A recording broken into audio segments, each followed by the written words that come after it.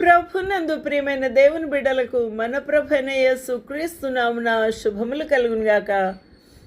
ఈ యొక్క దినమందు దేవుని యొక్క వాక్య ధ్యానము కొరకు పరిశుద్ధ బైబిల్ గ్రంథం నుండి ప్రకటన గ్రంథాన్ని ధ్యానం చేసుకుంటూ ఉన్నాము. ప్రకటన గ్రంథంలో 11వ అధ్యాయములో యోహాను భక్తుడు వ్రాస్తూ ఉన్నాడు. ఒకడు చేతికర్ర వంటి కొలకర్ర నాకిచ్చి, నీవు లేచి దేవుని ఆలయమును బలిపీఠమును కొలత వేసి అనే మాటను చూస్తున్నాము. అనగా దేవుని యొక్క ప్రియమైన పట్టణమైన యెరూషలేములో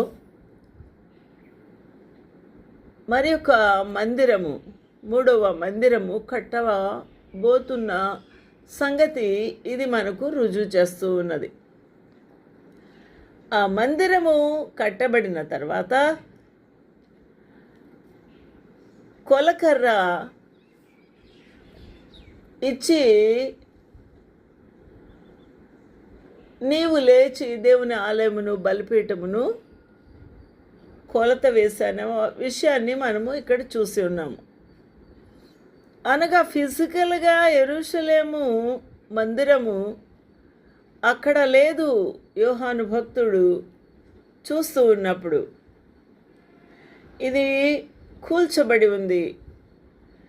3వ మందిరము కట్టబడవలసి ఉంది. కట్టబడిన తర్వాత ఈ కొలత అనేది వేయాలి. అయితే ఈ కొలత వేయటానికి మందిరమే లేనప్పుడు ఎలా సాధ్యమవుతుంది? అయితే దర్శన రూపంలో చూస్తున్నప్పుడు యెరూషలేము మందిరము ప్రభు చూపించి ఉన్నారు. ఆ మందిరము కొలతలు ప్రభువుకు కావాలి.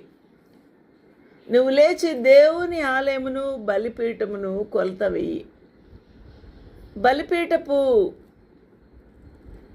స్థానము అతి పరిశుద్ధ స్థలములో ఉంటుంది. ఆ తర్వాత పరిశుద్ధ స్థలము, ఆ తర్వాత ఆవరణము. ఈ వైపు నుంచి చూస్తే ఆవరణము, పరిశుద్ధ స్థలము, అతి పరిశుద్ధ స్థలములు. అతి పరిశుద్ధ స్థలమునకు ప్రధాన యాజకులు మాత్రమే వెళ్తారు. లేవీయులు